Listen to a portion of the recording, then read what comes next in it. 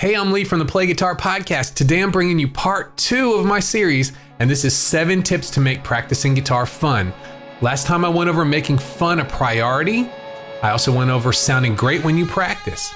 But today I'm moving on to having fun surroundings, making time to do the things you always wanted to on the guitar, and practicing with others. So let's go ahead and get started. Having fun surroundings. Back on episode 38, I went through my ideas of setting up a fun and effective practice space. A big part of that episode was setting up the atmosphere of your room.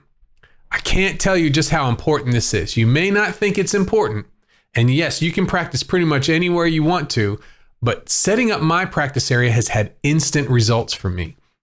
If you feel good about your surroundings, you're already ahead of the game. You're going into your practice with bonus points before you even begin. It's similar to setting up your man cave or your woman cave, your she shed. But your surroundings have a big impact on the way you feel. And if you're in a fun environment, chances are you'll have more fun practicing. Take a listen back to episode 38 sometime. It's so important to have a space of your own to really start getting going on the guitar. And if you can make it a fun place to be, you're one more step ahead of the game. Make time to do the things you always wanted to do. Make your practice laser focused on the things that bring you the most joy. What's the one thing about playing guitar that floats your boat? What's that thing that puts a smile on your face? When you're just thinking about being able to play it someday, you get that big smile. It could be a song or a certain technique or a certain riff. When you play guitar, getting sidetracked is the big problem. There are lots of shiny things that can distract you, and we're exposed to these things all of the time. You think you want to do this, and then you might want to do this, and then you might want to try this. But take some time to think back what got you into the guitar in the first place. What are the things that really appealed to you about the guitar? They appealed to you so much that you went out and actually bought one to play. That's the thing you need to be practicing. Sometimes I'll be working hard on a song. It might be for some gig, or it might be for somebody else, and it's not the thing I enjoy doing.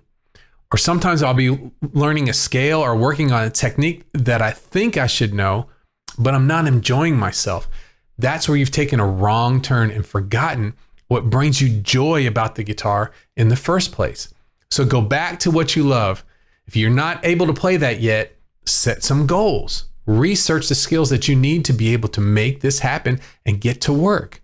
Most people don't mind the hard work if their ultimate goal is straight ahead. Okay, let's go to the next one, practicing with others. Who says you have to practice alone? Not me. Finding someone to practice with is a lot of fun. The trick is finding the right person. If you're confused or challenged when you practice sometimes, having a shared experience can be super beneficial. I know that when I offered in-person group guitar lessons, when you see that group of people who are learning along with each other, you could see their progress speeding up from week to week. It might have been from questions that one student had asked that helped everyone else. They may not have been able to put them into words, or being able to see someone else practicing what you're working on at the same time. It started to become fun. If you're fortunate enough to know someone who's at the same level as guitar as you, why not give it a try? Try to set up a practice date, see how it goes. Even if you can't make it work, it's still a great idea and very fun to share your progress with someone who's going through the same stuff that you're going through. Well, let's say you can't find someone who's on your own level who's learning guitar. If you know someone who's farther along, it still would be really worth your while to be able to get together or play or practice with them. That's the big secret of music. Players generally rise to the occasion. When you're in a situation where you're at a disadvantage, you're the person who's needing to up the game a little bit, it puts you in a constant state of learning. Big breakthroughs and a speeded up learning process, those are things that come from these sorts of situations. And you might think, well, what's fun about that? It sounds uncomfortable, and it might be at first.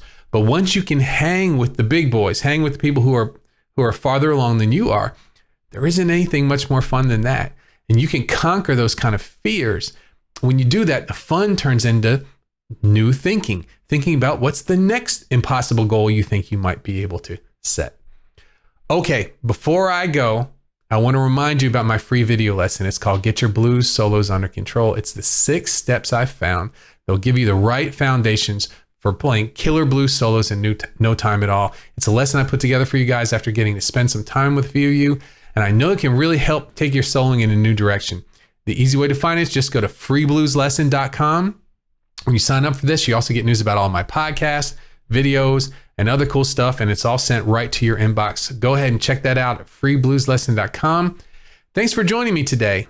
Don't forget to like and subscribe to the show, and also click that little bell so you get the notifications when I have a new show come up. I had a great time bringing this to you today, and keep a lookout for part 3. This is where I finish this up and I go over how to have fun practicing guitar for beginners, and also how to start having fun practicing guitar again. Thanks a lot. Bye-bye.